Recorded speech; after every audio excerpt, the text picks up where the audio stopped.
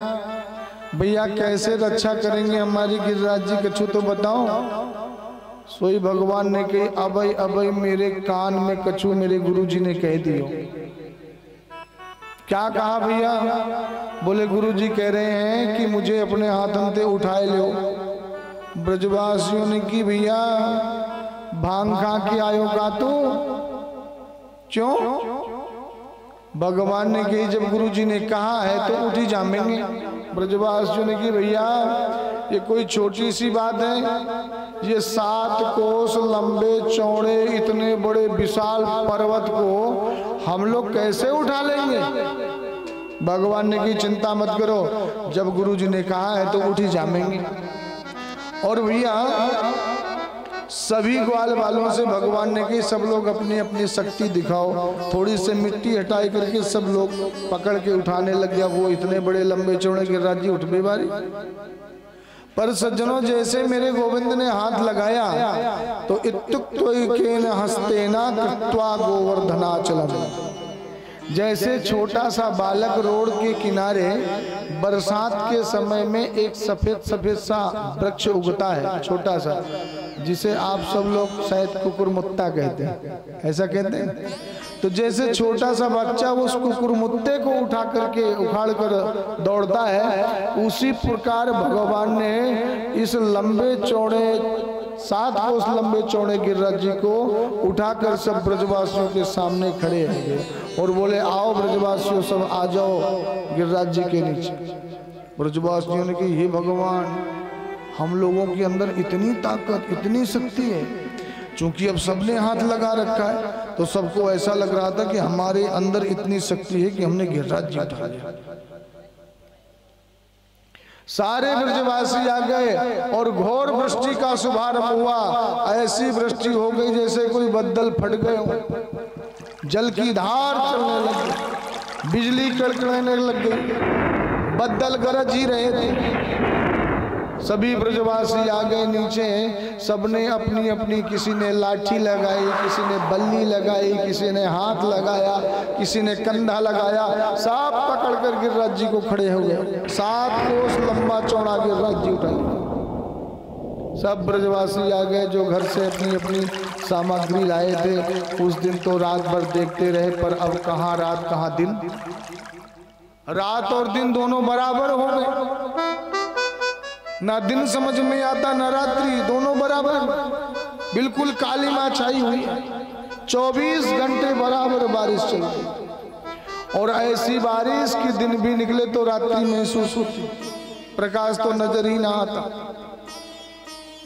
जो जो सामग्री लाए थे सब उसी गिरिराज जी के नीचे बैठ बैठ करके पाने लग गए। अब इतनी वृष्टि हो रही है तो पानी कहाँ जाए? तो भगवान ने क्या किया? भगवान ने जब गिरिराज जी को उठाया, स्वामी सुखदेव जी कहते हैं राजन इतनी वृष्टि हो रही थी पर नीचे बारिश वैसे ही आ रही थी जिस तरह से आना चाहिए, पर नीचे नहीं आ रही थी। तो महाराज पानी गया कहाँ? बोले जो बारिश हो रही थी भगवान ने आदेश दिया वासुकी नाग को, वासुकी नाग को आदेश दिया तो वासुकी आकर के पूरे गोवर्धन के चारों तरफ लेट गए।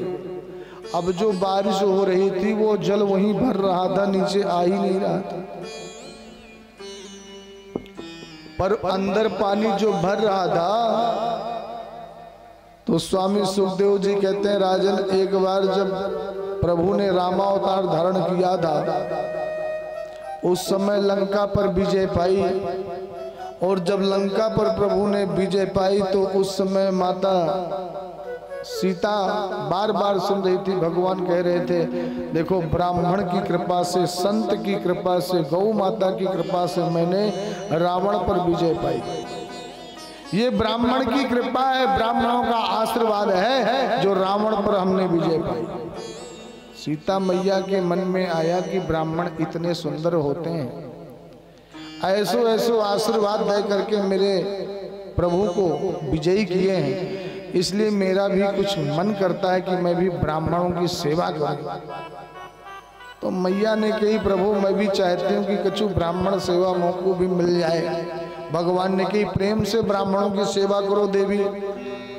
तो जब अयोध्या माता सीता आई तो सज्जनों मैया ने कही प्रभु ब्राह्मण सेवा करना है, कल से कछु ब्राह्मण आमे तो मैं उन्हें अपने हाथ से बनाकर सुंदर सुंदर भोग प्रसाद भोग। भगवान ने कही तथास्तु। अब दूसरे दिन अयोध्या में जो विप्र ब्राह्मण रहा करते उन ब्राह्मणों को राम जी ने आमंत्रित करवा दिया, नित्य प्रति आकर के आप राजभवन में प्रसादी पाओ। तो दूर दूर से ब्राह्मण आने लग गए और मैया सीता अपनी रसोई स्वयं साफ करती, स्वयं सुंदर प्रसाद बनाती और स्वयं पारुष करके ब्राह्मणों को पवाती। पर ब्राह्मण आते बढ़िया चार चार पांच पांच फुल्का जिसको जो पाना है पा करके जाते, कचौड़ी पकौड़ी मुगौड़ी जो भी सामग्री। अब कई दिन बीत गए तो एक दिन मैया सीता मैया एक दिन प्रभु के पास आई और भगवान ने पूछ लिया देवी आपका ब्राह्मण सेवा ठीक ठाक चल रहा है? माता जी ने कहा प्रभु ठीक ठाक चल तो रहा पर मजा नहीं आ रहा। कैसे? बोले मजा इसलिए नहीं आ रहा है प्रभु कि जो ब्राह्मण आते हैं वो चार चार चपातियां पाते हैं और मैं चाहती हूँ कोई ऐसा ब्राह्मण आए जिसे मैं जी भर के खिलाऊं। भगवान ने कहा तो क्या ब्राह्मणों का पेट पार होगी क्या?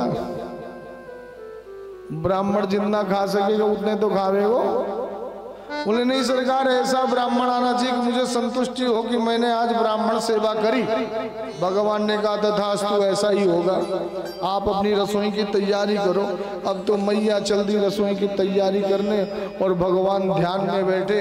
तो ध्यान में बैठे तो अगस्त महाराज का ध्यान किया, अगस्त जी का ध्यान किया। सरकार अयोध्या में पधारो, इस अयोध्या नगरी को पवित्र करो अपने चरण रज से और माता सीता की रसोई का आनंद लीजिए, आप आमंत्रित हैं। तो दूसरे दिन प्रातः काल महाराज अगस्त का आना अयोध्या में हो गया।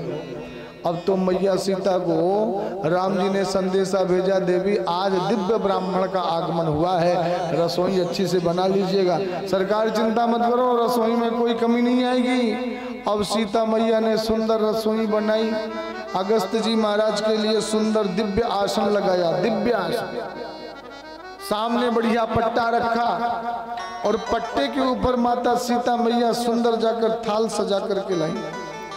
चांदी की थारी में, सोने की कटोरी में, एक में सब्जी रखा, इसमें एक में दाल रखवा, एक में घी रखा, एक में तेल रखा, एक में आचार रखा, नाना प्रकार की सामग्री थाल में सजा करके श्री अगस्त जी महाराज के सामने जाकर रख दिया।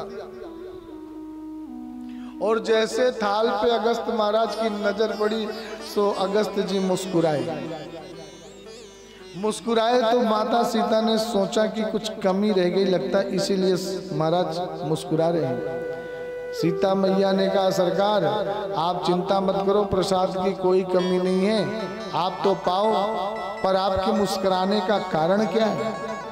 अगस्त जी ने कहा देवी मैं इसलिए मुस्कुरा रहा हूँ, ये सोच रहा हूँ कि कौन सी कटोरी कान में डालूं, कौन सी नाक में डालूं, कौन सी मुंह में डालूं, कौन सी आंख में डालूं।